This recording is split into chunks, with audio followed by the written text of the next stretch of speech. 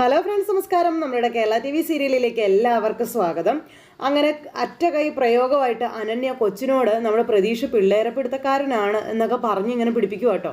അങ്ങനെ കുഞ്ഞതെല്ലാം കേട്ട് മനസ്സ് വിഷമിച്ച് അങ്ങനെ ഇരിക്കുന്നു. പക്ഷേ എങ്കിലും ഉള്ളിൻ്റെ ഉള്ളിൽ എവിടെയോ പ്രതീക്ഷിനോട് ആ കുഞ്ഞിന് ഭയങ്കര ഒരു ഇഷ്ടവും കരുതലും കാര്യങ്ങളും ഒക്കെയുണ്ട്.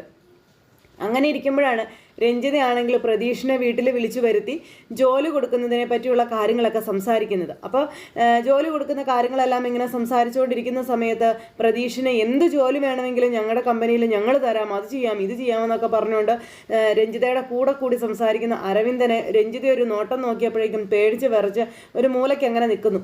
ഇത് കഴിഞ്ഞപ്പോൾ എന്താണ് തനിക്ക് താല്പര്യമെന്നുണ്ടെങ്കിലും അതൊന്ന് പറഞ്ഞോ എന്നും പറഞ്ഞ് ആ ഒരു ഇതിലൊക്കെ ഇങ്ങനെ പറയാം. അപ്പോൾ അതൊക്കെ കേട്ട് കഴിഞ്ഞപ്പോഴത്തേക്കും നമ്മുടെ പ്രതീക്ഷ ഇപ്പോൾ തൽക്കാലം എന്താണ് ചെയ്യേണ്ടതെന്ന് ഓർത്തിരിക്കുന്ന സമയത്താണ് ഇവരുടെ കമ്പനിയിൽ ഇപ്പോൾ ഒരു ഡ്രൈവറുടെ പോസ്റ്റിന് ഒഴിവുണ്ട് എന്നുള്ള കാര്യം പറയുന്നത്. അപ്പോൾ ഡ്രൈവറുടെ പോസ്റ്റിന് വീട്ടിൽ ഇവർക്കൊരു ഡ്രൈവർ വേണം.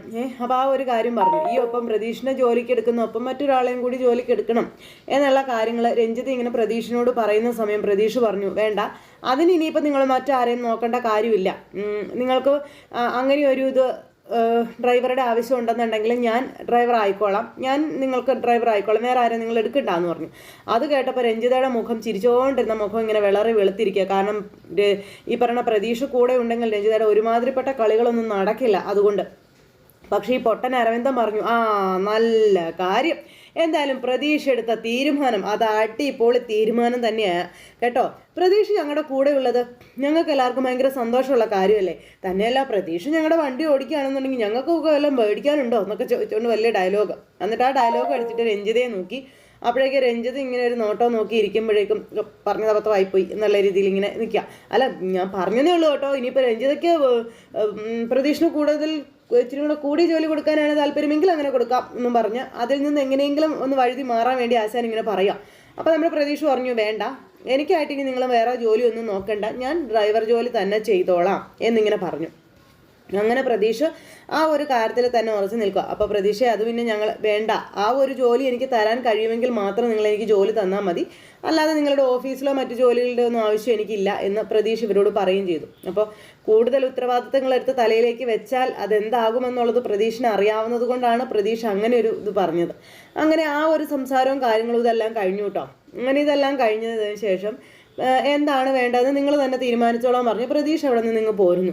അപ്പോൾ പ്രതീക്ഷ ഇതും പറഞ്ഞിങ്ങ് പോന്നു കഴിഞ്ഞപ്പം രഞ്ജു, അവൻ നമ്മുടെ ഡ്രൈവർ ആയി കഴിഞ്ഞാൽ എന്താ രഞ്ജു കുഴപ്പം എന്ന് അരവിന്ദൻ ചോദിക്കുമ്പോൾ, നിങ്ങൾക്കത് ഭ്രാന്താണ് അരവിന്ദ ഏട്ടാ, അവനെങ്ങാനും നമ്മുടെ ഡ്രൈവർ ആയി കഴിഞ്ഞാൽ വരാൻ പോകുന്നത് എന്താണെന്ന് നിങ്ങൾക്ക് അറിയാമോ എന്ന് ചോദിച്ചു. പിന്നെ നമ്മുടെ എല്ലാ രഹസ്യങ്ങളും അവൻ മനസ്സിലാക്കില്ലേ, അങ്ങനെ മനസ്സിലാക്കി കഴിഞ്ഞിട്ടുണ്ടെങ്കിൽ ഇത്രയും കാലം നമ്മൾ പണിയെടുത്തതെല്ലാം വെറുതെ ആവില്ലായിരുന്നു എന്ന് ചോദിച്ചു. ഓഫീസിലായിരുന്നെങ്കിൽ എന്തെങ്കിലുമൊക്കെ അവൻ്റെ തലയിലേക്ക് വെച്ച് കൊടുത്ത് പതുക്കെ അവൻ നമുക്ക് ഒഴിവാക്കാമായിരുന്നു. ഇതൊക്കെ പറഞ്ഞ് രഞ്ജിത്ത് ഇങ്ങനെ പറയുക. പക്ഷേ അവൻ ഇച്ചിരി മുന്നേ അങ്ങ് എറിഞ്ഞു, അതാണ് പറ്റിപ്പോയതെന്ന് പറഞ്ഞു. ഇനിയിപ്പോൾ നമ്മൾ എന്ത് ചെയ്യും രഞ്ജു എന്ന് ചോദിച്ചപ്പം, തലയ്ക്ക് മീതെ വെള്ളം വന്നു അതുക്ക് മീതെ തോണിയെന്ന് പറയുന്ന ഒരു ഇതൊക്കെ ഇങ്ങനെ പറഞ്ഞുകൊണ്ട് പുള്ളിക്കാരി ഇങ്ങനെ നിൽക്കുക, വരുന്നിടത്ത് വെച്ച് കാണാം എന്നുള്ളൊരിതിൽ. ഇത് കഴിഞ്ഞതിന് ശേഷം പിന്നീട് നമ്മുടെ പൂജയാണെങ്കിൽ വീട്ടിൽ പോയിരിക്കും കേട്ടോ. റൂമിൽ ഇങ്ങനെ വിഷമിച്ച് സങ്കടപ്പെട്ട് എങ്ങനെ ഇരിക്കുന്നു. അപ്പോൾ സുമിത്ര അങ്ങോട്ടേക്ക് ചെന്നു. സുമിത്ര അങ്ങ് ചെന്നപ്പോൾ മോള് സങ്കടപ്പെട്ട് കരഞ്ഞുകൊണ്ടിരിക്കുക. അപ്പോൾ ഈ രഞ്ജിത പറഞ്ഞതെല്ലാം ഉള്ളിൽ കിടന്ന് തെകട്ടി വന്നുകൊണ്ടേ ഇരിക്കുകയാണ്. സുമിത്രയ്ക്ക് എല്ലാവരും ഉണ്ട്, സുമിത്രയുടെ ജീവിതത്തിൽ എല്ലാവരും ഉണ്ട്. അതുകൊണ്ട് തന്നെ സുമിത്രയ്ക്ക് ഇനിയിപ്പോൾ മകളുടെ ഈ പൂജയുടെ ആവശ്യമില്ല, അങ്ങനെയൊക്കെയുള്ള കാര്യങ്ങൾ. അപ്പോൾ അങ്ങനെയൊക്കെ ആ ഒരു ഇതിലിങ്ങനെ രഞ്ജിതാൻ്റി പറഞ്ഞ കാര്യങ്ങളെല്ലാം ആലോചിച്ച് തലയ്ക്ക് വട്ടു പിടിച്ചിരിക്കുന്ന സമയത്ത് ആ പൂജക്കരികിലേക്ക് സുമിത്ര ചെല്ലുന്നത്. മോളെ, നീ എന്തിങ്ങനെ വന്നിരിക്കുന്നത്, നിനക്ക് എന്താ പറ്റിയെന്നൊക്കെ ചോദിച്ച്. അപ്പോൾ എനിക്കൊന്നും പറ്റിയില്ല അമ്മേ, അമ്മയ്ക്കിപ്പോൾ എൻ്റെ കാര്യങ്ങളൊന്നും ശ്രദ്ധിക്കാനായിട്ട് സമയമില്ല, അമ്മ ഇപ്പോൾ എന്നിൽ നിന്ന് ഒരുപാട് അകന്നു പോയി, അതാണ് ഇതാണ് അങ്ങനെയാണ് ഇങ്ങനെയാണ് എന്നൊക്കെ പറഞ്ഞു. മോളെ, നീ എന്തൊക്കെയാ ഈ പറയുന്നത്, ഞാൻ നിന്നിൽ നിന്ന് എങ്ങനെ അകന്നു പോയെന്നാണ് നീ ഈ പറയുന്നത്, ഞാൻ ഒരിക്കലും എൻ്റെ മോളെ അകറ്റി നിർത്തിയിട്ടില്ല, എൻ്റെ മോളിൽ നിന്ന് അമ്മ ഒരിക്കലും അകന്നു പോയിട്ടുമില്ല അങ്ങനെ പറഞ്ഞു. അപ്പോൾ അങ്ങനെ പറഞ്ഞു കഴിഞ്ഞപ്പോൾ പക്ഷേ അമ്മ അത് പറയുമെങ്കിലും അമ്മയ്ക്കിപ്പോൾ അമ്മയുടെ ജീവിതത്തിൽ എല്ലാവരും ഉണ്ട്, ഞാൻ അമ്മയ്ക്കൊരു അധികപ്പറ്റാണെന്ന് പറഞ്ഞപ്പോൾ, മോളെ അങ്ങനെ നീ ഒരിക്കലും പറയരുത്, എൻ്റെ ജീവിതത്തിൽ ഞാൻ എൻ്റെ മകളെക്കാളും സ്നേഹിക്കുന്നത് നിന്നെയാണെന്നും എൻ്റെ രോഹിത്തിനോട് എനിക്കൊരു കടമയുണ്ട്, ആ രോഹിത്തിനോടുള്ള കടമ എനിക്ക് ഇങ്ങനെയെങ്കിലും വീട്ടണ്ടേ, എൻ്റെ മോളെ ഞാൻ പൊന്നുപോലെ തന്നെയല്ലേ നോക്കണേ, ഇങ്ങനെയൊക്കെ ചോദിച്ചു. അപ്പോൾ അമ്മ തിരിച്ചു വന്നപ്പോൾ അമ്മയ്ക്ക് എല്ലാവരെയും കിട്ടി, അമ്മയുടെ മക്കളെ തിരിച്ചു കിട്ടി, അതുപോലെ അമ്മയ്ക്ക് എല്ലാവരെയും തിരിച്ചു കിട്ടി. പക്ഷേ എനിക്കോ അമ്മ, എനിക്കെല്ലാം നഷ്ടപ്പെട്ടു പോയില്ലേന്ന് ചോദിച്ചു. എനിക്ക് ആരും ഇല്ലാതായില്ലേന്ന് ചോദിച്ചു. എനിക്ക് എൻ്റെ അച്ഛൻ എൻ്റെ കൂടെ ഉണ്ടായിരുന്നെങ്കിൽ ഞാനിന്നിങ്ങനെ ഒറ്റപ്പെട്ട് കഴിയുമായിരുന്നോ എന്നൊക്കെ ഇങ്ങനെ ചോദിച്ചപ്പം നീ എന്തൊക്കെ ഈ പറയണേ എന്ന് ചോദിക്കുവാണ്. നിന്നെ ഞാൻ അങ്ങനെയാണോ മോളെ കണ്ടിരിക്കുന്നതെന്ന് ചോദിച്ചപ്പോൾ അമ്മ ഇങ്ങനെ ആയിരുന്നില്ല എന്നെ കണ്ടിരുന്നത്. പക്ഷേ ആ പാല് കൊടുത്ത കൈക്ക് തന്നെ രഞ്ജിതയുടെ വാക്കും കേട്ടതേ നമ്മുടെ പൂജ കൊത്തിയെന്ന് തന്നെ വേണം പറയാനായിട്ട്. അങ്ങനെ സുമിത്ര കുറ്റക്കാരിയാണ്. സുമിത്രയ്ക്ക് ഇപ്പോൾ രഞ്ജിത ശത്രുവായിട്ട് കാണുന്നത് കൊണ്ട് പൂജയും ശത്രുവാണ് എന്നുള്ളൊരു രീതിയിൽ പൂജ ഇങ്ങനെ ചിന്തിച്ച് വെച്ചിരിക്കുക, രഞ്ജിത ചിന്തിപ്പിച്ച് വെച്ചിരിക്കുക. അപ്പോൾ സുമിത്ര പറയുന്നുണ്ട്, മോളെ നീ രഞ്ജിതയുടെ വാക്ക് കേട്ട് ആ ചതിക്കുഴിയിലൊന്നും ചെന്ന് വീഴരുത്. രഞ്ജിത പറയുന്നതൊന്നും ആത്മാർത്ഥമായിട്ടൊന്നും അല്ല. ഞാൻ നിന്നോട് പറഞ്ഞില്ല രഞ്ജിതയുടെ ഉദ്ദേശം എന്താണെന്ന്, നീ അത് മനസ്സിലാക്കണമെന്നൊക്കെ പറഞ്ഞപ്പം രഞ്ജിത ആൻറ്റിക്ക് ഒരു ദുരുദ്ദേശം ഇല്ലമ്മേ, രഞ്ജിത ആൻറ്റിയുടെ മാറ്റമൊക്കെ എനിക്ക് മനസ്സിലാകും. പക്ഷെ അമ്മയാണ് ഒരുപാട് മാറിപ്പോയത്. അമ്മയുടെ മക്കളെയൊക്കെ അമ്മയ്ക്ക് തിരിച്ചു കിട്ടിക്കഴിഞ്ഞപ്പോൾ അമ്മയ്ക്ക് ഞാനൊരു അധികപ്പറ്റായെന്നൊക്കെ പറഞ്ഞുകൊണ്ട് ഈ പൂജ ഇരുന്ന് ഭയങ്കര സംസാരം. സുമിത്ര അതിനെന്ത് ചെയ്യും? സുമിത്ര എന്നിട്ട് രോഹിത് പറഞ്ഞ കാര്യങ്ങളൊക്കെ ഇങ്ങനെ പൂജയോട് പറയുന്നുണ്ട്. അപ്പോൾ രോഹിത് പറഞ്ഞ സത്യങ്ങളൊക്കെ പറഞ്ഞിട്ടും ഇതൊന്നും കേൾക്കാനായിട്ട് പൂജ തയ്യാറാകുന്നില്ല. സഹി കെട്ട് കഴിഞ്ഞപ്പോഴാണ് സുമിത്ര ഇതൊക്കെ പറയണത്. പക്ഷെ അതൊന്നും കേൾക്കാനോ വിശ്വസിക്കാനോ ഒന്നും തയ്യാറാകാതെ പൂജ ഇങ്ങനെ ഞാൻ പിടിച്ച മുയലിന് 3 കൊമ്പ് എന്നുള്ള മട്ടിൽ മാതിരിയിൽ അവിടെ അങ്ങനെ ഇരിക്കുന്നു. എന്തായാലും ആ ഒരു കാര്യങ്ങളെല്ലാം അവിടെ ഇങ്ങനെ നടന്നുകൊണ്ടിരിക്കുന്ന സമയത്താണ് പ്രതീക്ഷ പുറത്ത്, അതായത് രഞ്ജിതയുടെ വീട്ടിൽ പോയിട്ട് നമ്മുടെ വീട്ടിലോട്ട് കയറി വന്നപ്പോൾ അനിരുദ്ധ് അവിടെയുണ്ട്. അപ്പോൾ അനിരുദ്ധ് ഇങ്ങനെ പ്രതീക്ഷനെ കണ്ടു. അപ്പോൾ പ്രതീക്ഷ അനിരുദ്ധിനെ മൈൻഡ് ചെയ്യാതെ കയറി പോകുമ്പോൾ പ്രതീക്ഷയെന്നും പറഞ്ഞ് അനിരുദ്ധ് വിളിച്ചു.